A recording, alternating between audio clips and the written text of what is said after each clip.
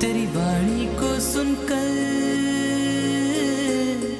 अब होते हैं सवेरे। वाच में आचार्य श्री गुरुदेव अंतर्मना प्रसन्न सागर जी महाराज लिखते हैं, ढलता हुआ सूरज एक संदेश देकर जाता है। वो कहता है देखो भाई अंधकार आ रहा है, वो आए उससे पहले एक दीप जला लेना। वो दीप सत्संग का, भक्ति का, सेवा का, प्रेम का, मैत्री का, सद्भाव का।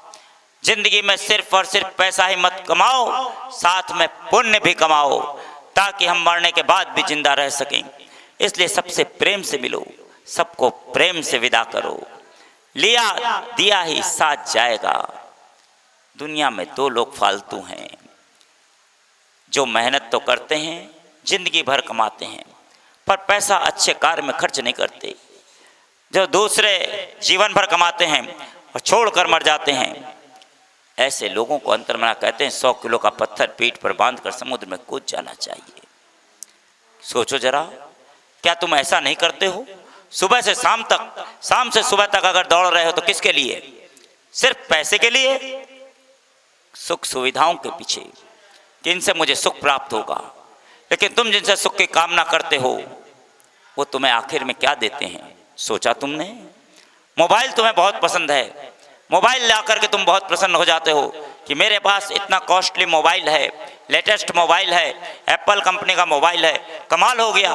कोई कहता है मेरे पास सैमसंग का मोबाइल है, अलग अलग कंपनियों के अलग अलग मोबाइल। लेकिन वही जब तुम्हें गहरी नींद आ रही होती है और घंटी बजती है, तुम्हें कितना गुस्सा आता है। कहाँ से घंटी बज गई मोबाइल की, हटाओ इसको। सोचा तुमने? तुम खींच भी उसी पे निकालते हो। और तो और कभी कभी बहुत ज़रूरी काम होता है पत्नी को, बच्चों को, जिनके साथ तुम्हारा जीवन चल रहा है, तुम उस तरफ ध्यान भी नहीं दे पाते हो। किसके पीछे?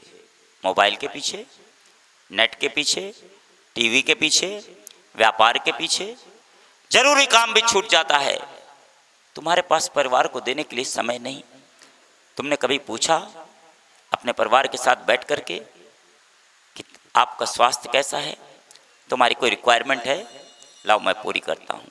सोचा कभी तुमने? नहीं सोचा। विचार करो। नज़दीक तो रह रहे हैं, लेकिन दूरियां बहुत हो गई हैं। एक ही कमरे में सब एक साथ बैठे हैं, लेकिन अपने अपने मोबाइल में सब व्यस्त हैं।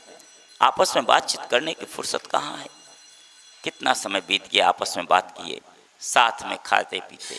सोचो जरा, हम एक साथ रह करके भी एक साथ नहीं रह पाते। जिन सुविधाओं के पीछे हम दौड़ रहे हैं, आखिर उन सुविधाओं से हमें क्या प्राप्त हुआ? एक दिन ये सांसों का दीपक बुझ जाएगा और ये सब चीज़ें यहीं छूट जाएंगी। इससे पहले कि सांसों का दीपक बुझ जाए, अपनी प्रज्ञा को जगा लेना। मनोज जी चौधरी हैदराबाद ने यही तो कार्य किया, बहुत आनंद के साथ में। आप ही की तरह सब व्यापार सब कुछ करते हुए, सब काम को मैनेज करते हुए, सिंह निष्कित व्रत की साधना, 80 दिन में 60 उपवास, 20 पारणों के साथ उस यात्रा को तय कर रहे हैं, जिसकी संपन्नता जो कि 21 जुलाई से प्रारंभ हुए थे और 8 अक्टूबर को जिसकी महापारणा होगी। बहुत आनंद के साथ अवसर प्राप्त हो रहा है हम आप सबको। हम कुछ कर तो नहीं सकते, देने के लिए है क्या हमारे पास? कुछ भी तो नहीं। व्रत उपवास उसने किए, लेकिन हम अनुमोदना कर सकते हैं और शुभकामनाएं दे सकते हैं कि उसका जीवन इसी तरह वर्धमान होते हुए वो अपने जीवन के सर्वोत्कृष्ट लक्ष्य को प्राप्त करे।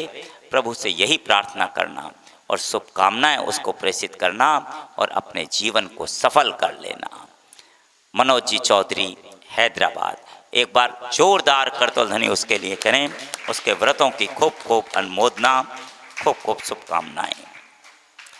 चलते हैं दीप यात्रा के लिए। पानी में बहती हुई हवाओं में करते हैं दीप यात्रा।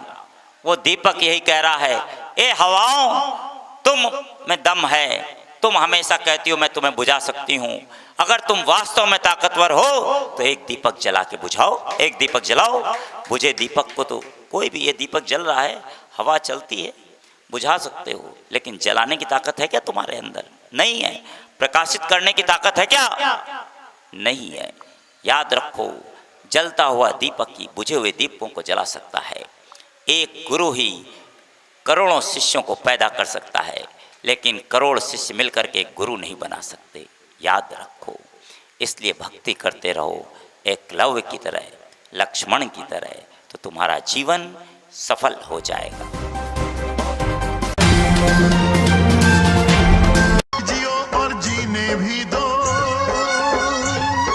अहिंसा परमो